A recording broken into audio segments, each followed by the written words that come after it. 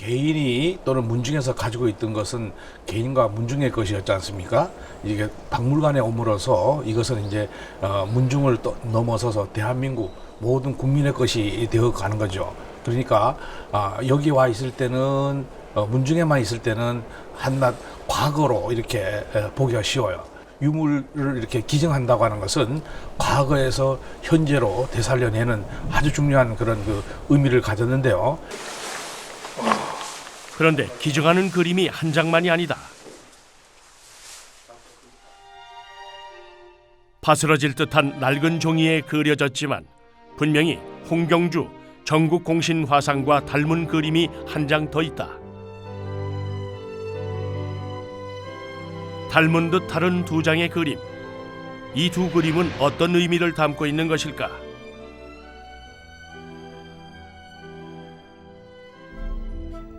분홍색 관복을 입은 초상화는 영정조 당시 최고의 관료였던 최재공을 그린 것이다. 또 한 장의 그림이 있다. 처음 그림은 최재공 초상화의 완성작인 정본이고 두 번째 그림은 완성작을 내기 전에 그리는 초본이다. 처음에는 유탄으로 약사를 해요. 그냥 간단하게 이제 스케치를 하죠. 외형을 스케치를 해서 그 다음에 이제 유지 초본에다가 다시 초본을 완성을 해요. 그래서 그때는 이제 정말 정밀하게 그 사람의 이미지를 디테일을 다 살려서 그리게 되죠. 이제 그걸 토대로 해서 그림을 그린 대상인 인물하고 내 얼굴하고 닮았는지 안 닮았는지 확인해서 오케이를 놔요. 그러면은 이제 그걸 가지고 비단 그림에다 정본 초상화를 그리게 되죠. 초본과 정본을 비교해보면 얼굴 부분은 거의 동일하다.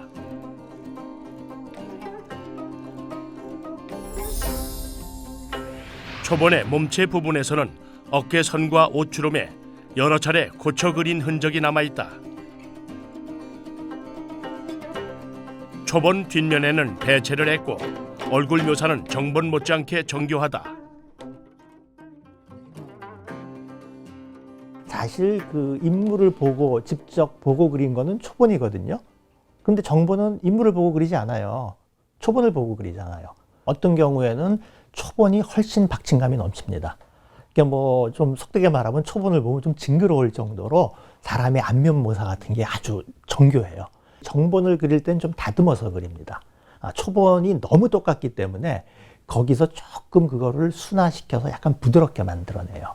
그러니까 이제 역시 초본보다 정본이 보기는 좋은데 그 사람하고는 조금 덜 닮았다고 할 수도 있는 거죠. 그래서 이제 초본이 굉장히 중요한데 안타깝게도 이제 초본은 그거를 정본이 완성되면 대부분 다 없앱니다. 그걸 뭐 땅에 묻거나 불태워버리거나 그래서 없애기 때문에 남아있는 수량은 적습니다. 최재공의 초상화에는 그림과 관련된 여러 가지 정보가 담겨 있다. 오른쪽에는 영의정 최재공의 72세 초상이라는 뜻의 글자가, 왼쪽에는 신해년 봄에 이명기가 임금의 명을 받아 그리고 궁에 보관했다는 뜻의 글자가 쓰여 있다. 이 그림에 관한 더없이 정확하고 자세한 기록이다.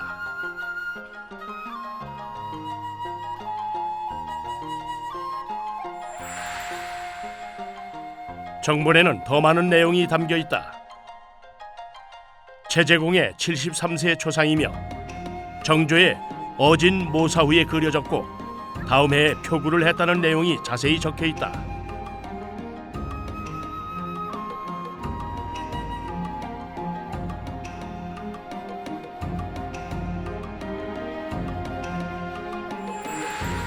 초본의 큰 특징은 기름종이, 즉 유지에 그린다는 것이다.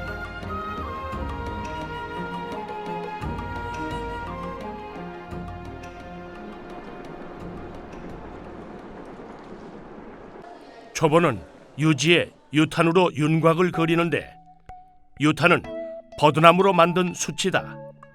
유지에 유탄으로 그린 그림은 수정이 가능하다.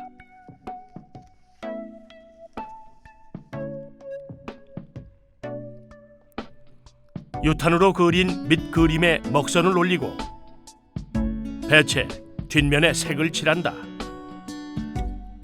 뒤에서 기본적인 색채를 표현하고 앞에서는 가볍고 맑게 세부적인 묘사를 한다. 배체한 그림의 앞면에 색을 칠하면 인물의 피부가 부드럽고 사실적으로 표현된다. 앞에서 칠을 할 경우에는 굉장히 그림이 앞에서 안료가 두꺼워지기 때문에 굉장히 이렇게 뭐랄까 진하고 두터운 느낌을 받죠. 그래서 조선시대 그 초상화를 그릴 때 특히 얼굴 부분을 반드시 그 기본적인 얼굴 색깔은 뒤에서 배체를 해요.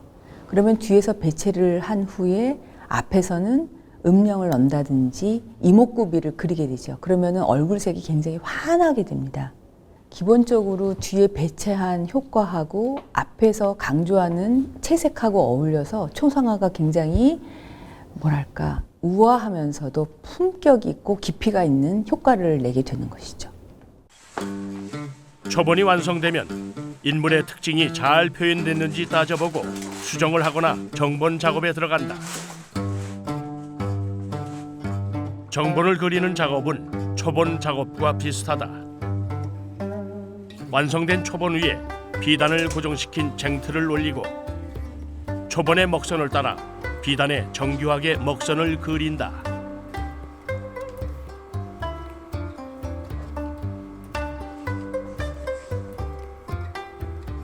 먹선 작업이 끝나면 채색 준비에 들어간다. 원하는 색감에 맞게 분쇄한 물감 재료를 물에 풀어 불순물을 걸러내고 순수한 안료만 남긴다. 이것을 악교와 물에 개어 사용하는데 먹을 섞어 명도를 조절한다.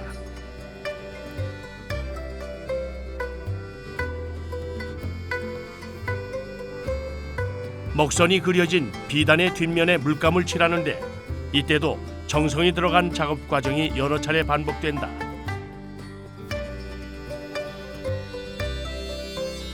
채색된 물감이 완전히 마르면 그 위에 다시 칠을 하는데 맑고 고른 색감을 얻기 위해서는 반드시 거쳐야 하는 인고의 시간이다.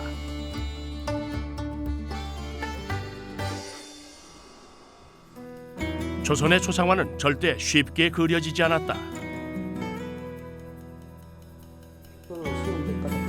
초본 역시 마찬가지다. 밑그림이라고 해서 정성과 단계를 생략하지 않았다. 초상화 한 장에 선비의 올곧은 기상까지 담을 수 있었던 것은 그림을 그리는 과정의 치열함 때문이었다.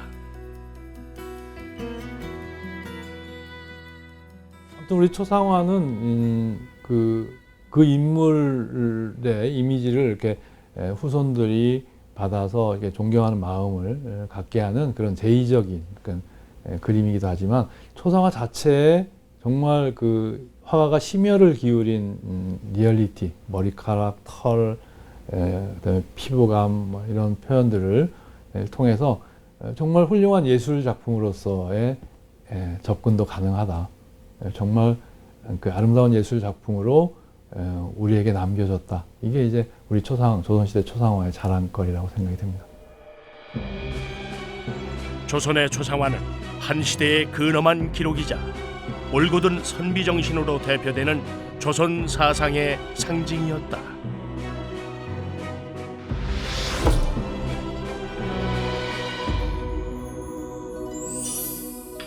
조선의 초상화는 그 시대의 사람과 역사에 대한 더할 나위 없이 아주 정확한 기록입니다. 그동안 OBS 역사대기획 경기천년은 시청자 여러분께 우리 역사 속 숨은 이야기, 지금 시점에서 다시 한번 생각해 봐야 할 이야기들을 전달하기 위해 노력했습니다. 역사를 잊은 민족에게 미래는 없다라는 그 신채호 선생의 말씀처럼 앞으로도 우리 역사에서 교훈을 찾고 또 미래 해법을 고민하는 그런 프로그램을 만들기 위해 최선을 다하겠습니다. 지금까지 응원해 주신 시청자 여러분 감사합니다.